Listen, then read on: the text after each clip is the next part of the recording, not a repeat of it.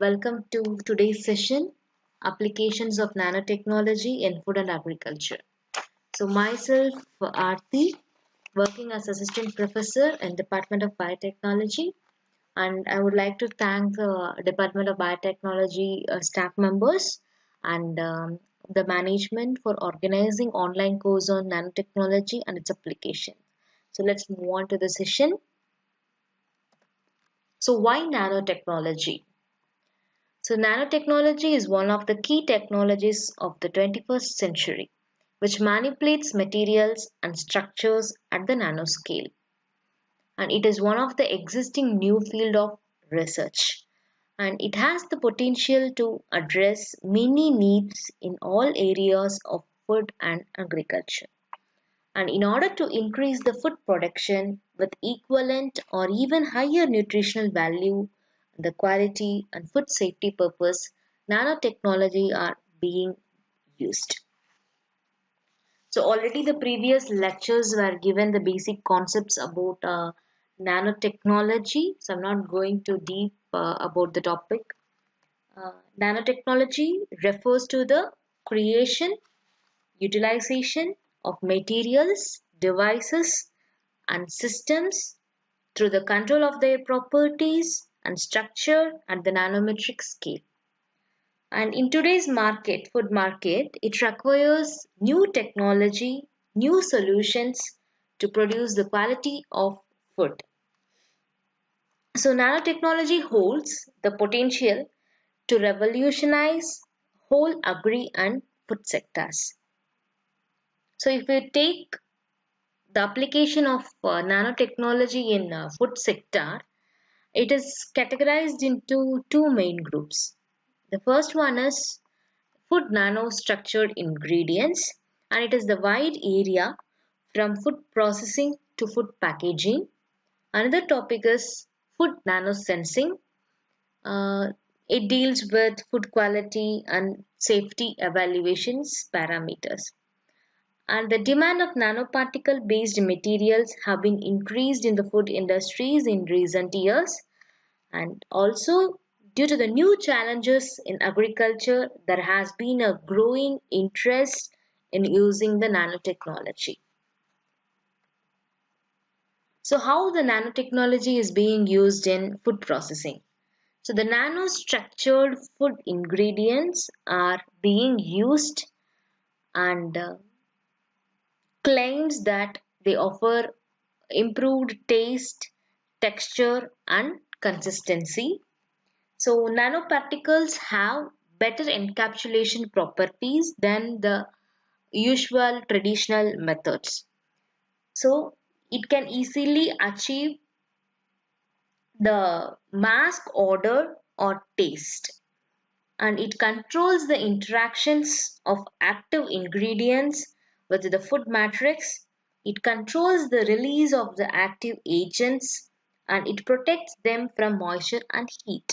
So, in such a way, the nano-structured materials are being used to develop the taste, texture, and consistency. And also, these materials are used for increasing the shelf life of different kinds of food materials and also helps to decrease the extent of wastage of food due to the microbial infestation.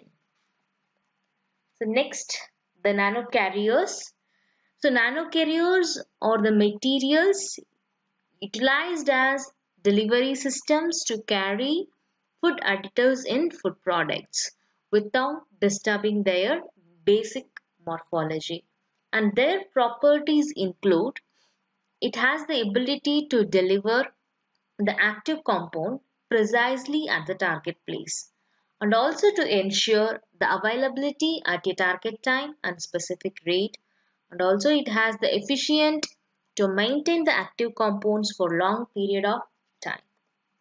So these are the five importance of using the nanotechnology in food processing. The one is to maintain the food texture, food appearance, food taste, and to improve the nutritional value of the food and to increase the shelf life of the food.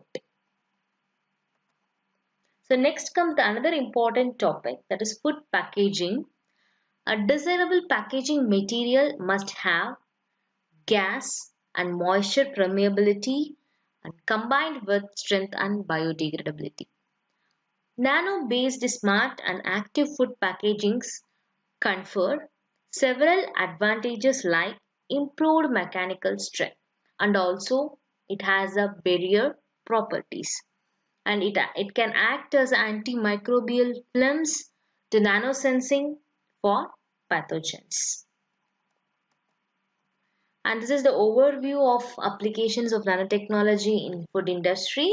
So the two sectors we discussed earlier, the one is food processing. So in that, anti-caking agent, it helps to improve the consistency and it prevents the lump formations, and nano additives and nutraceuticals helps to improve the nutritional value of the food, and gelating agent to improve the food texture, and nanocapsulation and nanocarriers. It helps to protect aroma, flavor, and other ingredients in the food. And food packaging, it helps to improve the packaging materials, quality, etc. And active packaging means the nanoparticle act as a antimicrobial agents. So in smart packaging, nanobiosensors are used for the pathogen detection. So nanosensors for pathogen detection, it offers the high level of sensitivity and other novel attributes. Generally in food microbiology, nanosensors or nanobiosensors are used for the detection of pathogens in processing plants or in food materials. And it helps in the quantification of available food constituents, and also it ensures the safety status of the food.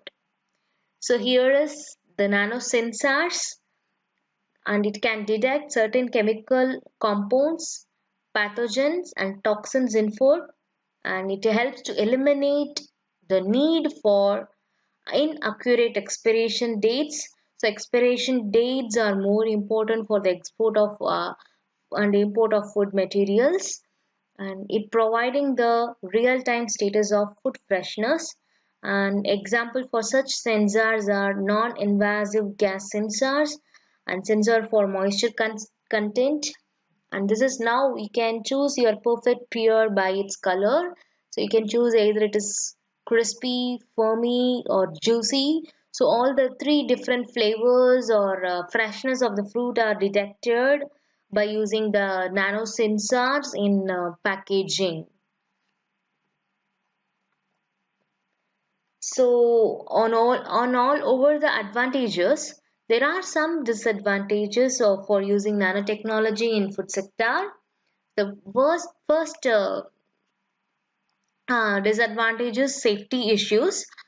Besides a lot of advantages of nanotechnology to the food industry, and safety issues are associated with the nanomaterials which cannot be neglected, and the small size of these nanomaterials may increase the risk of bioaccumulation within the body, organs and tissues, but we have no other choices to go. So a material which we choose can be generally related as safe. So the safest materials we can use for nano packaging or nano processing purpose. So next we'll move on to the another topic, nanotechnology in agriculture. So due to the new challenges in agriculture, there has been a growing interest in using the nanotechnology, and the two important goals for the application of nanotechnology is increasing the crop production and yield, and in order to increase the resources and efficiency. And these flowchart shows the four different category of agriculture and nanotechnology. So it helps to increase the productivity in case of the use of nanopesticides or nanofertilizers or nano herbicides, etc.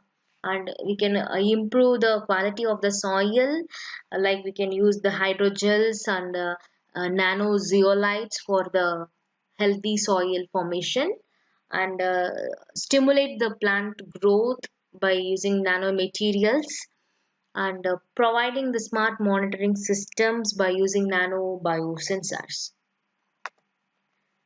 and to improve the quality of the soil, and it also used as to stimulate the plant growth, management of the food supply chain, and nanotechnology and plant and livestock production. So this is the overview of the nanotechnology in agriculture. And as we discussed earlier, soil improvement is achieved by zeolites and nanoclays for agrochemicals, and the water retention and their slow release in soil.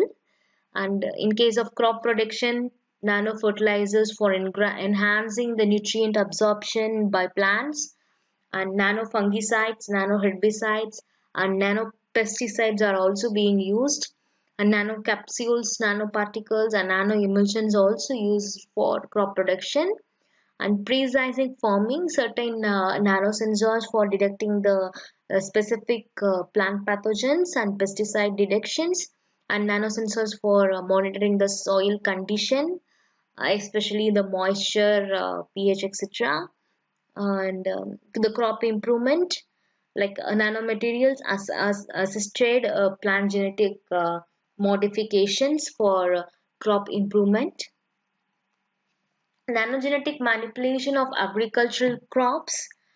So the manipulation of genes of crops by use of nanoparticles, nanofibers, and nanocapsules are being used, and nanoparticles could carry a number of genes and substances that trigger the gene expressions in plants, and DNA of seeds could be arranged to obtain the plants like color, growth, and yield by the use of automatic engineering technology, and nanofiber arrays with the potential of drug delivery can be used for quick and efficient delivery for genetic materials to the plant cells. So as we know that agriculture is the backbone for many developing economies.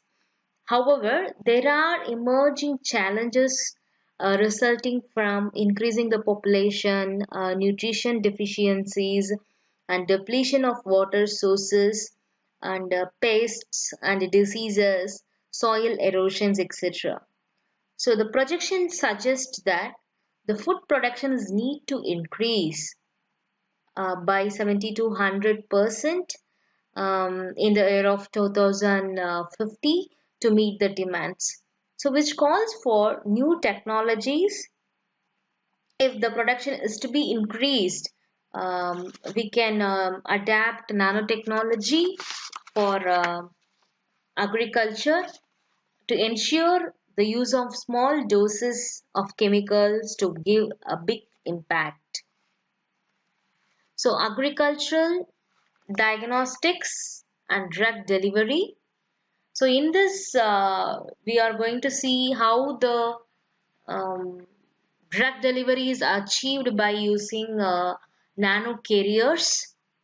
Nano carriers that provide for chemical detection and decision taking ability for self regulations, that is the accurate delivery of drugs, nutrients, and other agrochemicals are required for the plants, and control of plant diseases, example the carbon, silver, silicon, and aluminous silicate nanomaterials are needed, and carbon nanofibers can be used to strengthen the natural fibers, example in coconuts and sizzles, etc.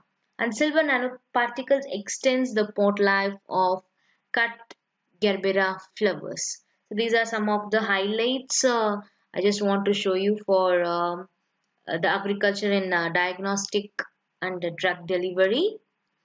How the nano fertilizer are used for controlled release. Yes, the nanomaterials control the slow and effective release of the right doses of plant nutrients, and this makes the fertilizer nutrients more available to the nanoscale plant pores. The application of titanium oxide was reported to increase the yield by up to 30% by promoting the growth and photosynthetic rate and reduce the disease's severity, etc. And applications of titanium oxide with aluminium and silica showed the effectiveness in controlling the downy and powdery mildew. It's a kind of fungal diseases present in the grapes. And nanobiosensors in agriculture. Yes, there are nanobiosensors with bioreceptor probes which are selective for target the analyte molecules. Its application includes the detection of analytes such as urea, glucose, and pesticides. And it also includes the monitoring of metabolites and various pathogen detections, and it also detects crop harvesting time, crop health, and microbial or chemical contaminations. And nanosensors also give accurate soil moisture updates at the root zone and soil temperature. And it detects the soil diseases caused by soil microbes such as bacteria, fungi, and viruses. So nanofertilizers are the smart way to release plant nutrients gradually and in a controlled manner. So it reduces the quantity of fertilizer use and controlling the eutrophication and pollution of the water resources. And it has the unique features of nano fertilizers include ultra high absorption rate, increased protection, photosynthesis, and significant leaf expansion. And maize is treated with titanium oxide nanoparticles showed the significant growth compared to its bulk treatment. So this is the effect of nanosynergetic fertilizer on the yield of rice. You can see there is a consequent level of increase in the ratio of 9.5 to 21.5 in the yield, and you can compare the fertilization rate. And nanopesticides, the pests are the major problem in agriculture. So pesticides, generally nanopesticides are used to control the pest, and pest the most important limiting factors to crop yields and need to be effectively controlled below the threshold level. Yes, it should not exceed the threshold level. And traditional pest control involves the use of large quantities of pesticides resulting in environmental pollutions and additional cost of productions. And dilution of the pesticides with nano-treated water could greatly improve their efficiency. And this could also reduce the quantity of chemicals which are being used. So according to Gao, in the year of 2015, he reported that the nanopesticides are threefold more efficient than the conventional pesticides in controlling the pests. It also reduces the cost by half of the conventional pesticides. So in all the aspect, it also has the potential risk for using the nanomaterials in agriculture. It can get into the spleen, brain, liver, heart, etc. Nanoparticles may gain direct access to DNA from the nucleus, and the interactions of nanoparticles with the DNA and the DNA related proteins damage the genetic material, and the use of silver, zinc oxide, and titanium oxide could cause the oxidative damage in rats, spleen, and in thymus. And the injection of around 200 micrograms per kg of nano zinc oxide showed mild effect on mouse liver, kidney, and heart functions. And the nano zinc oxide also affected the live sperm rate and led to the sperm deformity. And they can also produce some toxicity side effects on beneficial microorganisms. So apart from the advantages, yes, there is some potential risk for using the nanotechnology in agriculture. So from this end, I'm going to finish my lecture, and I would like to conclude that over the past years, the popularity of the use of nanomaterials in the food sector and agriculture sector is increasing, and the interest and the activities in the research area have greatly focused. Although the advances in nanotechnology are paving new paths day by day, there are still many challenges and opportunities to improve the current technologies. And the most important thing is the transparency of safety issues and environmental impact should be the first priority before they are going to released on to the market or in the field. So from this slide, I would like to conclude the topic that is applications of um, nanotechnology in food and agriculture. Thank you once again, and stay home, stay safe, and stay positive.